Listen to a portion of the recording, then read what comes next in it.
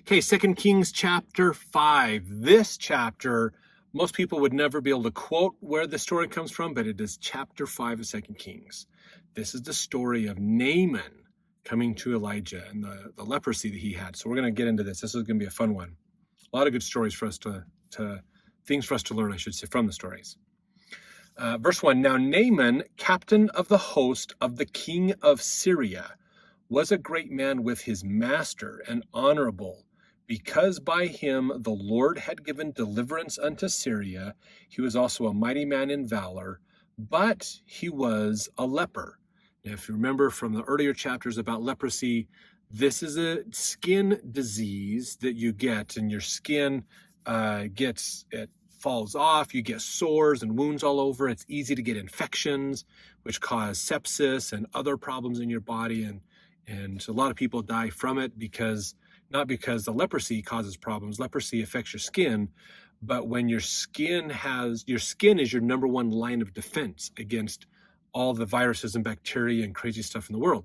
So if your skin is compromised, then the rest of your body is going to have more struggles and more problems as well. So you just realize that. So he's a leper. Now back then, of course, leprosy, they just know if you are near someone who's a leper, you can get leprosy.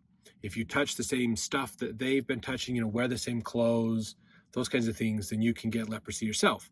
So it is a contagious thing that they're dealing with. So usually a leper, when it was discovered you had leprosy, you went to live in a different city where lepers went to live. So the people who had leprosy would go to that city to live. If they were declared clean, meaning they overcame their leprosy, then they got to go back into society.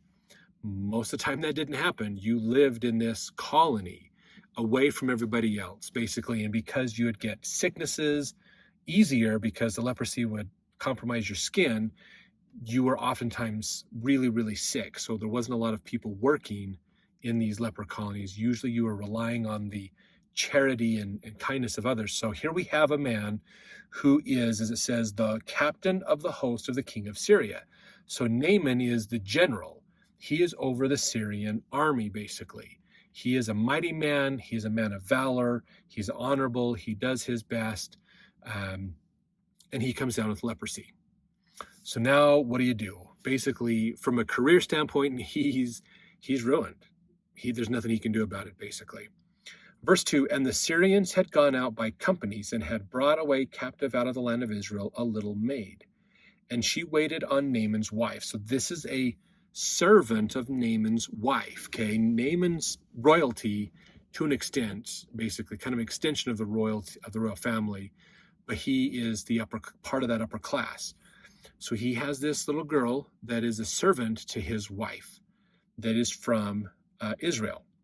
Verse 3, And she said unto her mistress, Would God, my Lord, were with the prophet that is in Samaria, for he would recover him of his leprosy. So she's saying, wouldn't it be so nice if he would go meet the prophet in Israel, because he could heal him of this leprosy. So verse 4, And one went in and told his Lord, saying, Thus and thus said the maid that is of the land of Israel. So someone told Naaman, hey, this little servant girl said that there's a prophet in Israel who could heal you of leprosy. Verse 5, And the king of Syria said, Go, and I will send a letter unto the king of Israel. And he departed and took with him 10 talents of silver, 6,000 pieces of gold, and 10 changes of raiment. So he's bringing stuff to say, thank you for helping me. Here's a gift to you. It was common when you go before royalty, you always bring a gift, basically. And he's going to bring a letter because king of Israel, Jehoshaphat, and the king of Syria know each other. Basically, they've teamed up, they've worked together in other situations. They have fought against each other in the past, but now they're working more together at this time. They have an alliance. So he says, I'm going to send this letter with you to kind of warm things up with him. Verse 6, And he brought the letter to the king of Israel, saying, Now when this letter is come unto thee, behold, I have therewith sent Naaman my servant to thee, that thou mayest recover him of his leprosy.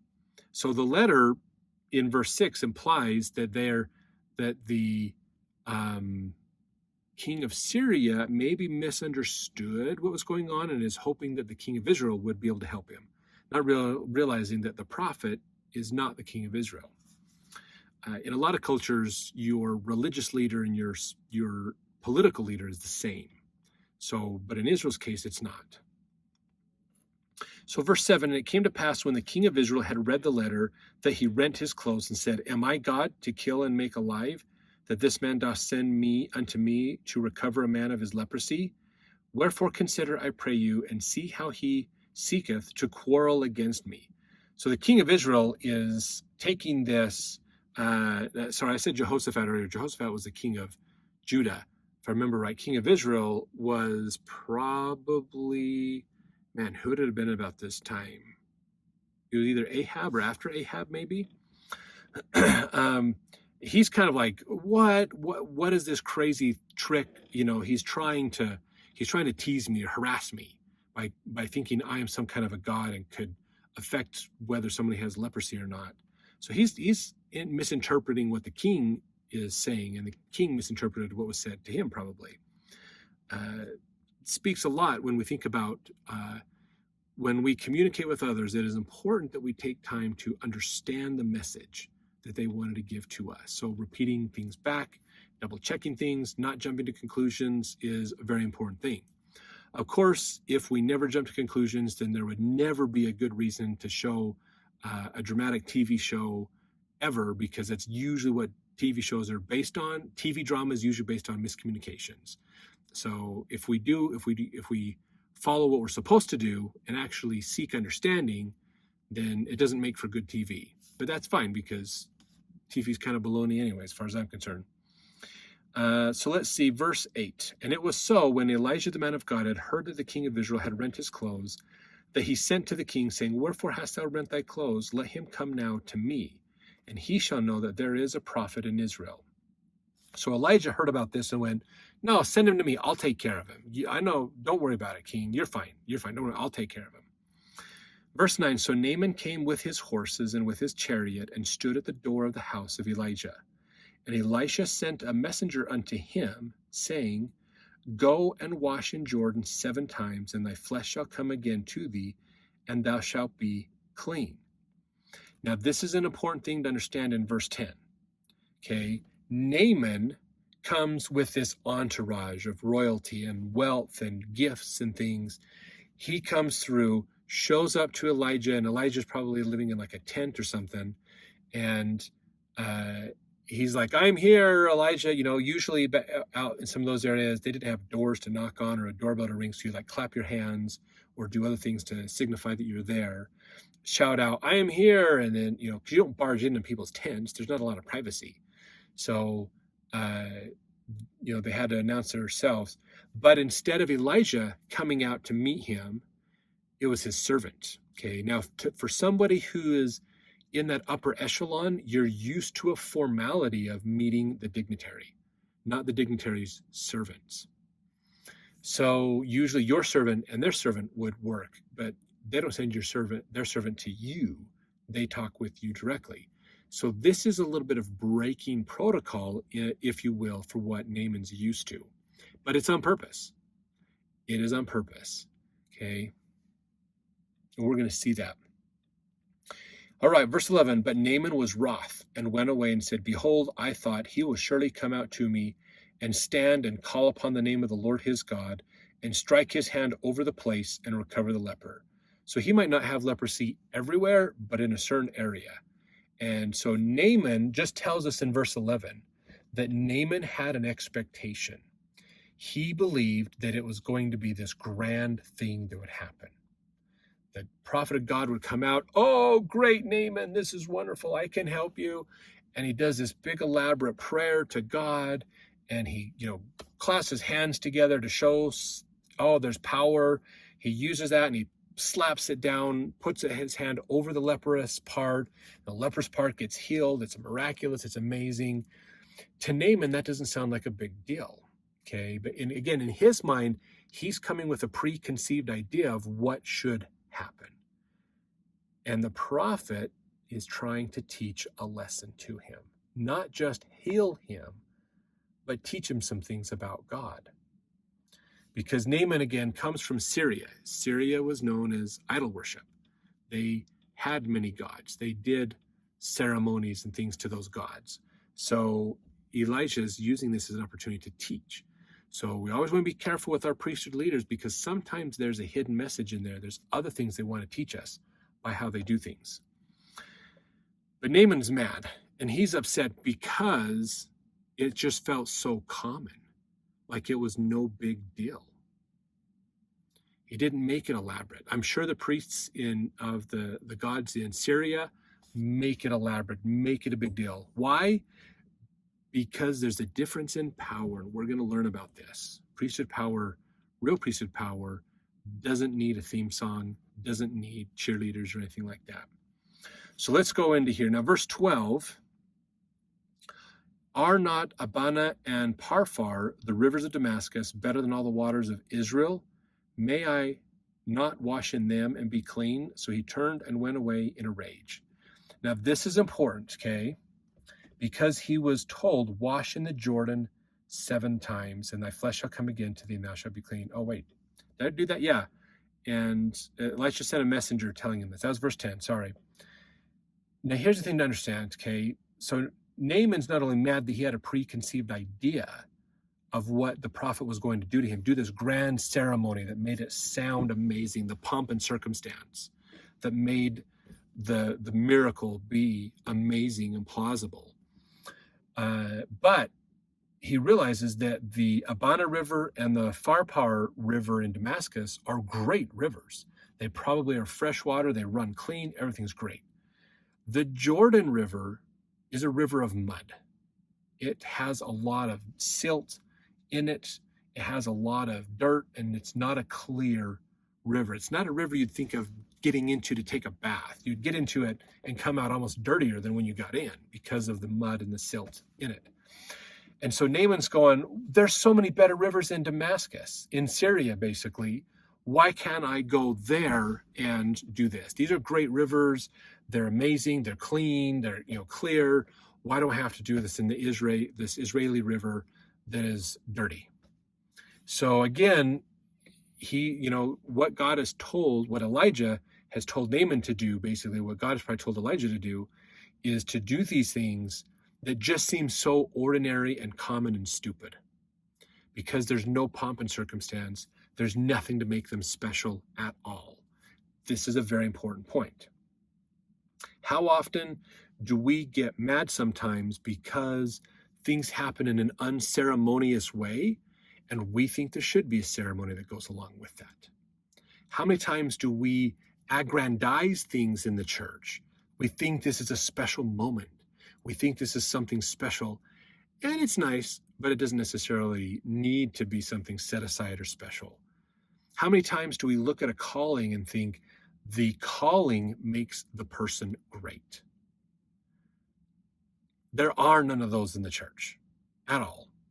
The people become great because of what God does through them in that calling. And it's not that the person becomes great, it's really that God is great. So this is a fundamental difference that we learn in this chapter about priesthood that sets the real priesthood aside from the false priesthoods. Okay, very important point that we're going to learn in here. Now, verse 13, and his servants came near and spake unto him and said, My father, if the prophet had bid thee to do some great thing, wouldest thou not have done it? How much rather then when he saith to thee, Wash and be clean? So the servants came to Naaman and said, Naaman, I understand if the prophet had told you to go climb to the top of this mountain and fetch some rare plant and bring it back so I can make a paste to heal you, you would have done it, right? If the prophet would have told you to go do this grandiose thing, you would have done it, right? Because again, there's pomp and circumstance. There's things around it that make it seem extra special or amazing. And he's like, yeah, I probably would have gone and done those things. And they're like, look, how easy is it to just go and wash? I mean, the river is right there. It's not far for us to go to get to it. You would have done a great thing if the prophet asked you to. So why can't you do a simple thing the prophet asked you to do? Such a powerful question, such a powerful opportunity for us to look at this, okay? So two things I want to point out on this. One is this idea of the priest we've been talking about, okay? Priesthood is the authority to act in the name of God, all right? And that's what Elijah is doing. He's acting in the name of God. He probably knew Naaman's coming, and here's what you need to do to help Naaman out. The Spirit was probably already prompting Elijah what to do. So God already knew what was going to happen and set it all up, basically. The important point is that it is the authority to act in the name of God. Okay, we do not have priesthood to help ourselves. It is only to bless the lives of others. And the focus is to help people come to Christ, help people basically come back to God. So the point isn't to aggrandize myself. The point isn't to make it amazing. The point isn't to make it sound super special. The point is to recognize our dependence on God, and that it is through God only that we can have a better life. We can have things improved and we can get help. That is so important. Okay? That's what the priesthood is about. That is why it's not pomp and circumstance. That is why it is the way it is. That's why it feels normal and regular, okay? Because it's not about the person. It's not about an artifact. It's not about amazing things. It's not about justifying the greatness of what you're doing. It is about relying solely on our faith in God Himself. That's what it comes down to. So that's an important point we have to understand, okay? It's not meant to be pomp and circumstance. The people who have the real authority don't need the pomp and circumstance to be effective. The people who don't have the real authority use pomp and circumstance to make it as if they have a real authority. Pomp and circumstance is often associated with people who want to look like they have power, not those who truly have power. Okay, just an important point. Not saying that anybody that does pomp and circumstance is false and wrong or anything like that. Okay, we don't want to generalize it out. What we want to do is understand, though, is that the point of the priesthood isn't to be amazing or look amazing. The point of the priesthood is to help us focus on thinking about God and His help for us. That's the important point, okay? So very important thing for us to understand. Now, the other thing that's really good for us to look at in this is understanding this change of perspective, okay? This is a good series of questions, this change of perspective that we should ask ourselves, okay? They're asking Naaman, hey, Naaman, if the prophet had asked you to do something great, you probably would have done it, right? Yeah, I would have done it, exactly. So why not do a simple thing? It's just, he asked you to do a simple thing. If you're going to do the great things, why not do the simple thing? How amazing is that? So this is a great lesson for us in our life as well, is to ask ourselves, okay, I mean, if the prophet came out and said, hey guys, it's time to start using your food storage. It is time, to disconnect from the grid. It's time to go to the back country, or it's time to march to Jackson County again. Whatever it, if he said it's time to do something amazing and great, we would probably all be excited and ready to do it. Okay. But what happens when the prophet says, read your scriptures every day? What do we do with that advice? It's the same person giving us the advice we need from God. Whether it's great or small is irrelevant. It is the advice we need from God.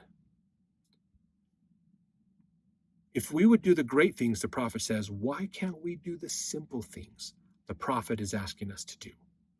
Okay, go look at the last several conference talks of what the prophet has asked of us. In fact, I'd love to have you share those in the comments. What are the things that you think the prophet, President Nelson is the prophet at the time of the taping of this. What are the things that you think he wants us to do? Okay, and if you're looking at these videos in the future, whoever the prophet is, add those comments in as well. The current prophet that is here with you, what is he asking you to do? Okay, what are the simple things? Like read the scriptures daily. pretty simple. Okay. President Nelson has asked us to prioritize scriptures or spiritual things really above the things of the world.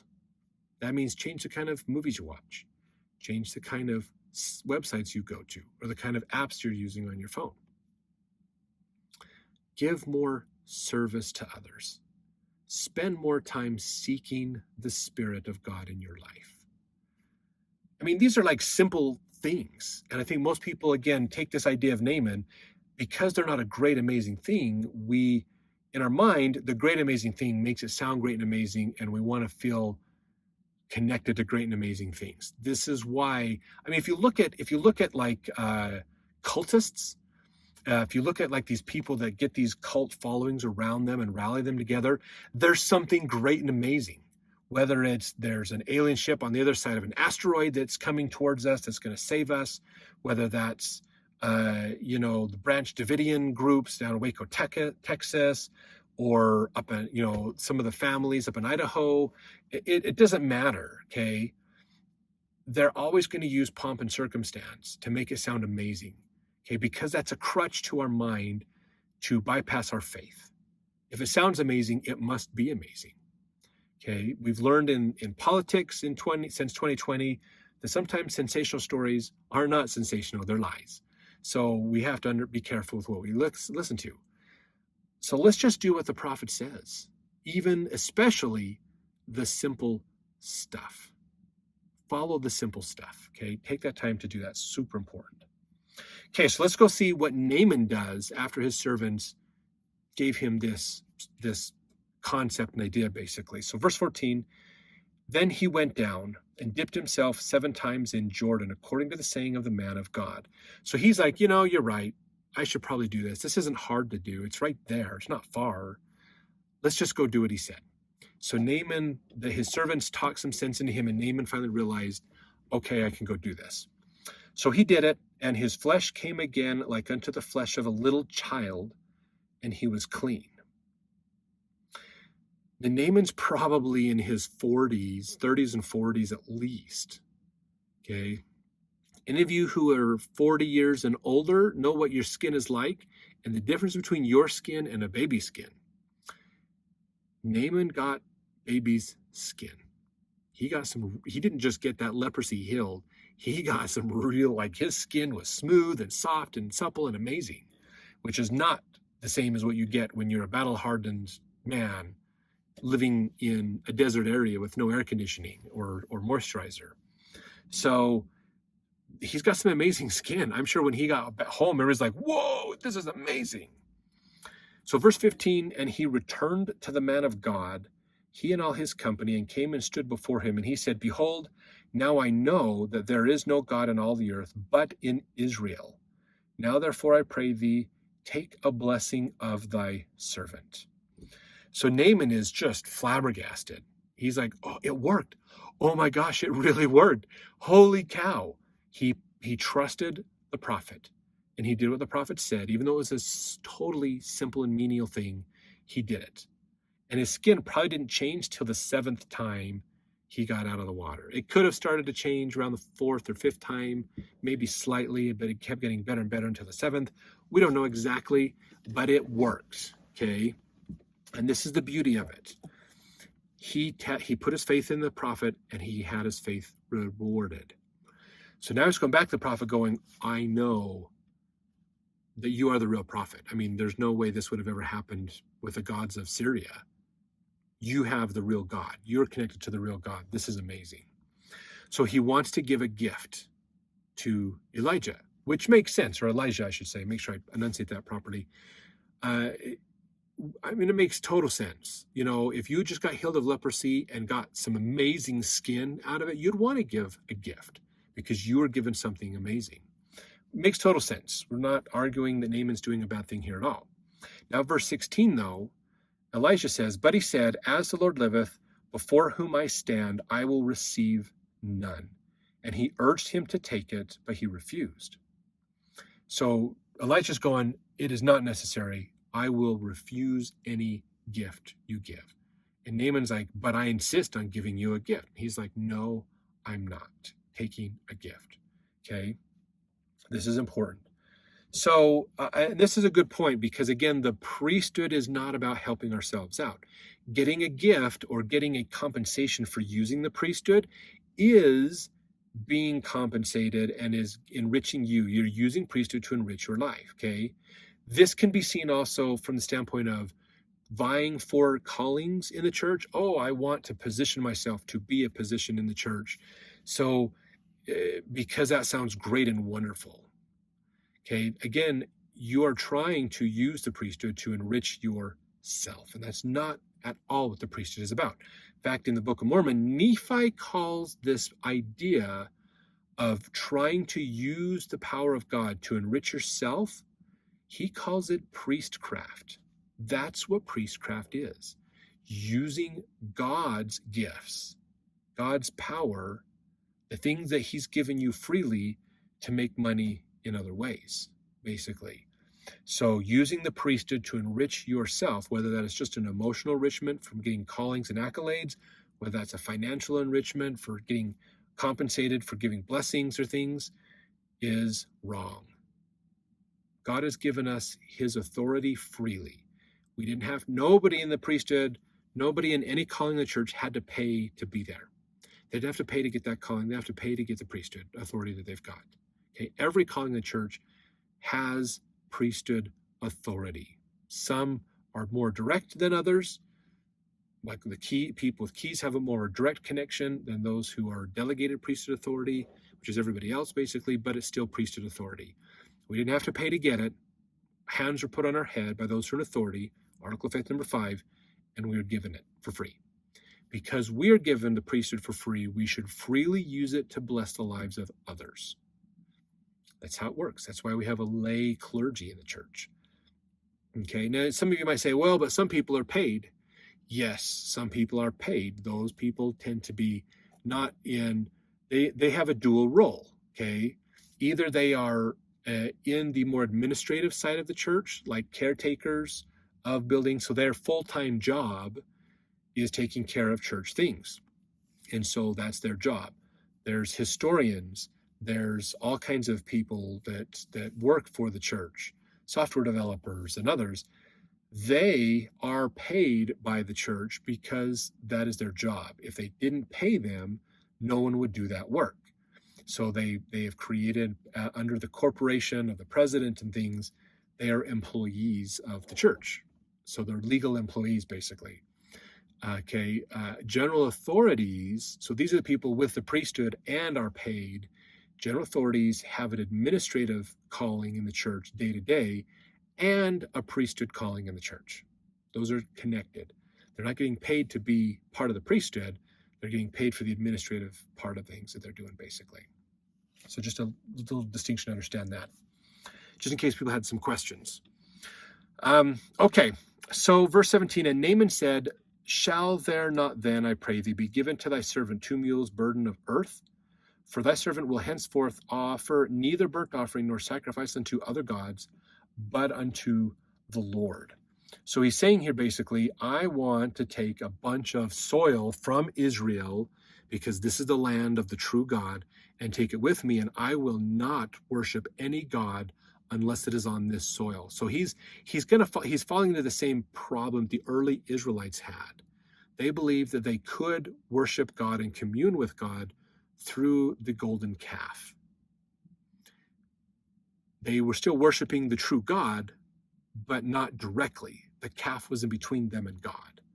Okay, and so Naaman's kind of trying to do the same thing. He's trying to take this idea of idol worship and say, I'm going to worship the God of Israel, but I'm going to take some land, some dirt from Israel, and use that to build an altar on that I can then worship the God of Israel with, basically.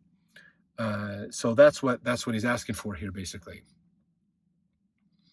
In here as well, this is, there's a comment here, Keil and Delitzsch in their Bible commentary book says, it is very evident from Naaman's explanation for thy servant, etc., that he wanted to take a load of earth with him out of the land of Israel, that he might be able to offer sacrifice upon it to the God of Israel, because he was still a slave to the polytheistic superstition that no God could be worshipped in a proper and acceptable manner, except in his own land, or upon an altar built of the earth of his own land.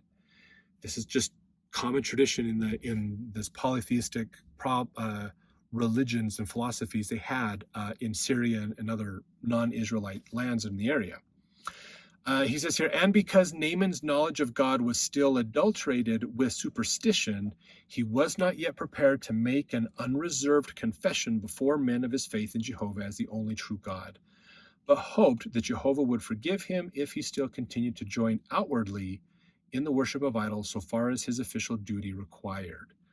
So he knows who God is because of this miracle that has been performed, and he wants to honor God for that, but he has all these traditions from Syria, and he has obligations to those traditions and things as well. So he wants some land that he can take, hoping that this half effort gets him closer to God and that God will help him out.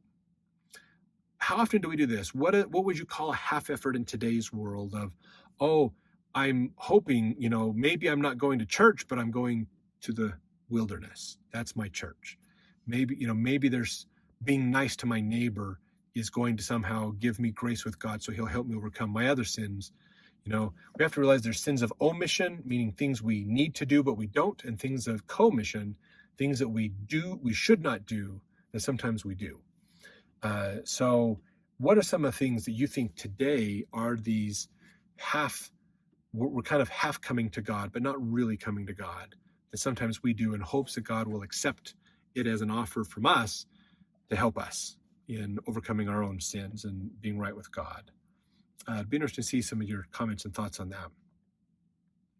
Now, verse 18, he says, in this thing the Lord pardoned thy servant, that when my master goeth into the house of Rimmon, which is a Syrian god, basically, he's the god, if you look at the footnotes, the Syrian god of wind, rain, and storm. So when I go into the house of Rimmon to worship there, and he leaneth on my hand, and I bow myself in the house of Rimmon, when I bow down myself in the house of Rimmon, the Lord pardon thy servant in this thing. So again, he's hoping I'm obligated to worship Rimmon, and I hope that God, the real God, would understand what I'm doing, basically. Verse 19, and he said unto him, go in peace. So he departed from him a little way. So Elijah saying, okay, that's fine, go. You'll be okay. Now verse 20, but Gehazi, the servant of Elijah, the man of God, said, behold, my master has spared Naaman this Syrian in not receiving at his hands that which he brought. But as the Lord liveth, I will run after him and take somewhat of him. So Gehazi's saying, well, Elijah's not going to take any offerings, but I will take the offerings. So verse 21, so Gehazi followed after Naaman. And when Naaman saw him running after him, he lighted down from the chariot to meet him and said, is all well? He thought Gehazi was going, hey, was there a problem? Gehazi, what's going on? Verse 22, and he said, all is well. My master has sent me, saying, behold, even now there be come to me from Mount Ephraim 2 young men of the sons of the prophets. Give them, I pray thee, a talent of silver and 2 changes of garments. So Gehazi is telling Naaman, Elijah sent me to get some of that stuff from you because we need to give it to some of these other people. So Gehazi's lying to Naaman. There's a sin right there. Verse 23, and Naaman said, be content, take 2 talents. And he urged him and bound 2 talents of silver in 2 bags with 2 changes of garments and laid them upon 2 of his servants, and they bare them before him. So Naaman's like, okay, totally cool. I mean, this is like a small amount of all the wealth that we brought to give to Elijah. He's like, okay, that's cool, man. I'm happy with that. So Naaman gives this to Gehazi, and 2 of Naaman's servants take it to help carry that with Gehazi back, and then they'll catch up later to Naaman and his entourage. Verse 24, when he came to the tower, he took them from their hand and bestowed them in the house, and he let the men go, and they departed. Now, here's something that's so interesting about this. Gehazi's been with Elijah for a long time. He's seen some pretty phenomenal stuff. Why in the world do you think Gehazi would say, I'm going to sneak this stuff back in, and I'm going to hide this from him? What in Gehazi's mind would say that Elijah would actually not be told by God that he did this and he violated the God's laws. I don't know if that ever crossed Gehazi's path. I think he's thinking so selfishly about himself that he's not thinking properly that Elijah is a prophet of God and God sees all. God knows what I'm doing, and he's probably going to rat me out to Elijah. And Elijah's going to call me to repentance. Say, that's not how our logical mind thinks when we deal with temptation. When we deal with temptation, we tend to be illogical because we're more emotional, we're more driven by, we have one thing we want to accomplish, and that's some kind of a pride or wealth or aggrandizement or something like that. And we get so focused on it, we get this tunnel vision and we forget all these other options and other things, which is usually why criminals make about 7 mistakes whenever they commit a crime. There's usually about 7 mistakes they make on average. And those are the mistakes that the detectives use to find the criminals, basically. So when they came close, he took the stuff from them, sent the servants away, and he went and stashed it. Verse 25, but he went in and stood before his master. And Elijah said unto him, whence comest thou, Gehazi? And he said, thy servant went no whither. He's like, what are you doing, Gehazi? What are you doing? And he says, nothing, no problem. Verse 26, and he said unto him, went not mine heart with thee when the man turned again from his chariot to meet thee? Is it a time to receive money and to receive garments and olive yards and vineyards and sheep and oxen and menservants and maidservants? So this is Elijah talking, going, didn't my heart go with you? Didn't my intentions and feelings go with you when you went out and met with Naaman and asked him for this stuff? And I'm sure Gehazi's like, oh, crap. He knows. He knows what I have. He knows what I did. Oh, man. So verse 27, here's the punishment that Gehazi gets. The leprosy, therefore, of Naaman shall cleave unto thee and unto thy seed forever. And he went out from his presence a leper as white as snow. This wasn't just a small spot of leprosy. This was a full-blown, body-wide leprosy. So that was Gehazi's punishment for seeking wealth from the priesthood. He was punished because of it. In fact, in the Bible commentary, it says about this, is this the time when so many hypocrites pretend to be prophets from selfishness and avarice and bring the prophetic office into contempt with unbelievers?